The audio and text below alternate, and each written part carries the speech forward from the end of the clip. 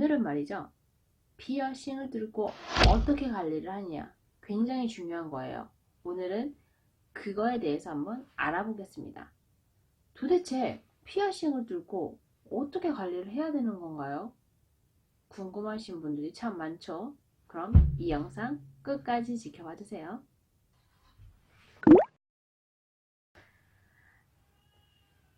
안녕하세요. 피어싱 언니입니다. 요즘에는 우리가 피어싱을 참 많이 뚫고 있죠.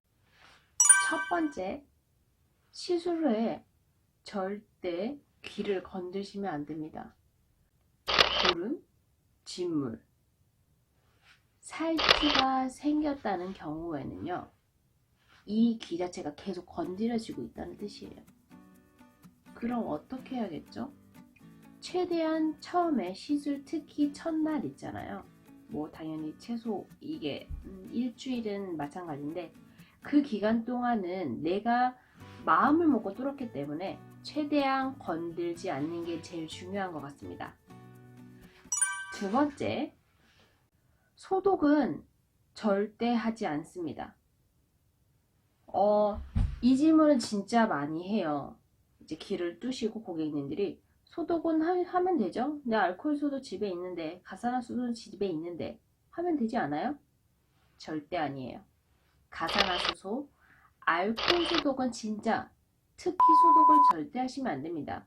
나중에도 이거에 대해서 더 자세하게 영상을 알려드리긴 할 건데, 일단 처음에 피부가 깨끗한 상태에서는 뭐 엉덩이 주사를 맞든 깨끗하잖아요. 그때는 당연히 소독을 해요. 그 다음에 주사를 맞든 뭐 피어싱을 뚫든 그렇게 하는데, 이제 뚫고 나서는 가산화수소나 알코올 자체가 내 피부에 들어가면 굉장히 자극적이란 말이에요. 그래서 절대 하지 않고요. 나는 굳이 소독을 꼭 하고 싶다 하면은 이제 멸균된 생리식염수 있거든요. 그걸 면봉에 묻히던가 아니면 살살살 그 주변 뚫은 부분을 소독을 하시면 그래도 굉장한 효과가 있을 거예요. 그리고 세 번째, 이거는 정말 간단하지만 우리가 일상생활에서 제일 많이 하는 건데, 손을 비누로 깨끗이 씻습니다. 우리 손에는 굉장한 병균, 세균들이 굉장히 드시듯이 많이 해요. 이걸 한번 만질 때 나에게 그 세균이 바로 감염될 수 있는 가능성이 있기 때문에 최대한 손을 씻은 다음에 내가 만지고 싶든 볼을 돌리고 싶든 손을 항상 씻고 피어싱을 만져주시길 바랍니다. 네 번째, 귀를 뚫으셨을 때 그 부위는 항생제 연고를 2, 3회 정도 조금씩 발라주시면 돼요. 주의사항들 굉장히 중요한데요. 거기서 한 번만 더 보시고 발라주셨으면 좋겠어요. 뭐 예를 들어서 이제 항생제 연고를 바른다. 면봉에 묻혀서 아주 얇게 펴 발라주시면 됩니다. 다섯 번째, 자, 시술을 여기를 했어요. 이쪽 부위를 시술을 했다고 하면은 반대쪽으로 주무시는 게 굉장히 좋겠죠. 왜 그럴까요? 내가 여기를 뚫었어요.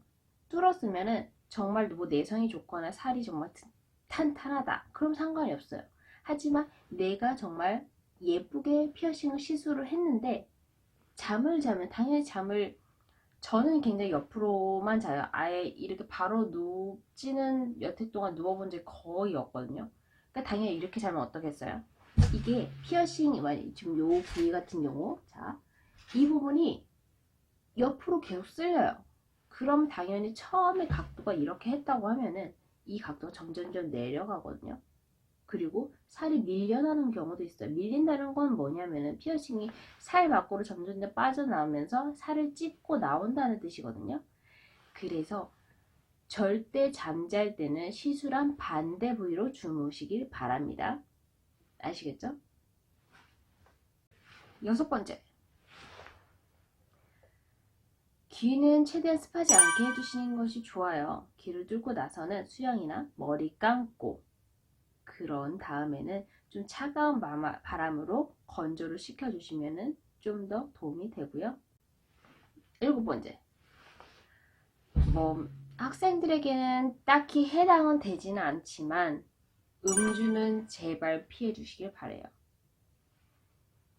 이 음주로 인해서 수술을 하든 어떤 치료를 받든 항상 의사 선생님이 말씀을 해주셔요. 음주는 하지 마셔라.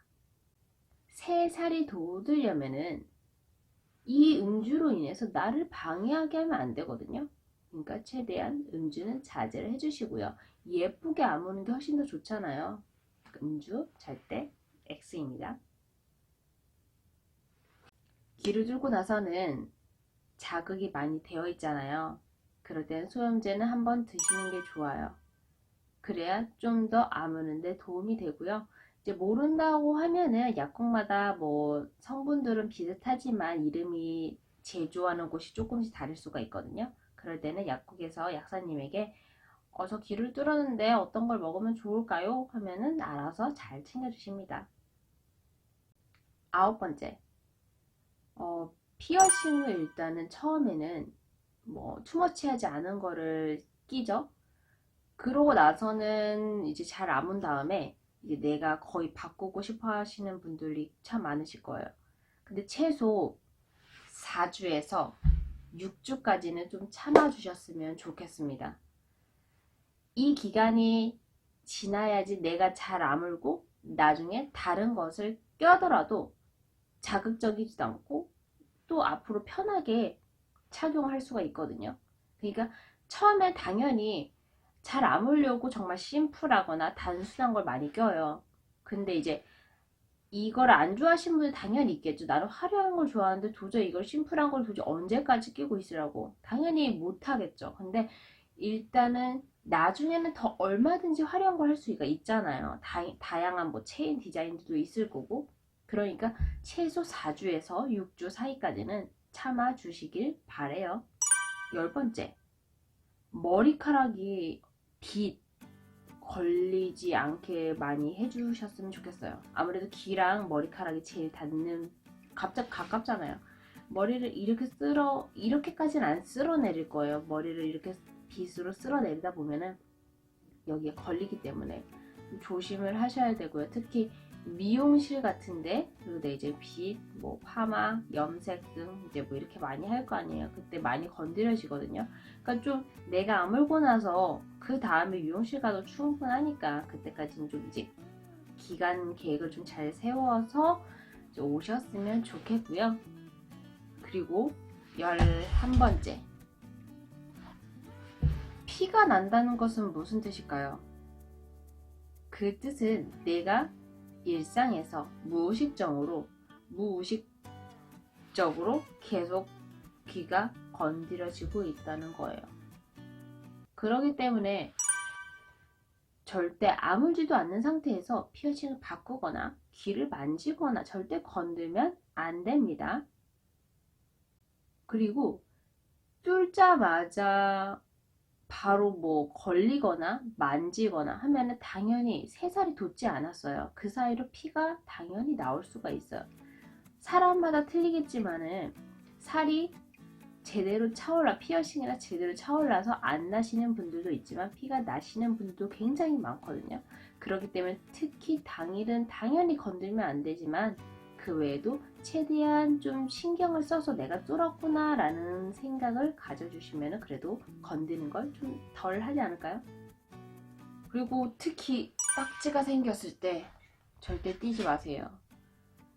딱지를 떼면은 또 3살이 돋아날 때를 또 방해를 하잖아요. 내가 만약에 넘어졌어요. 거기에 딱지가 생겼는데 벗겨내요. 그럼 또 피가 나요. 얼마나 또 기다려야 되죠? 또 시간이 또 한참 기다려야지 또 딱지가 생기고 그 다음에 3살이 돋아나는데 귀에 내가 딱지가 생겼다고 좀 보기 싫다고 엄청 떼거나 손으로 긁거나 하시는 분들이 많아요. 절대 그렇게 하지는 마시고요. 그리고 또 처음에 뚫을 때는 당연히 붓기가 조금 있어요. 특히 연골 같은 경우는 워낙 예민한 부위이기 때문에 이제 미세하게 안 건든다고 하더라도 붓습니다.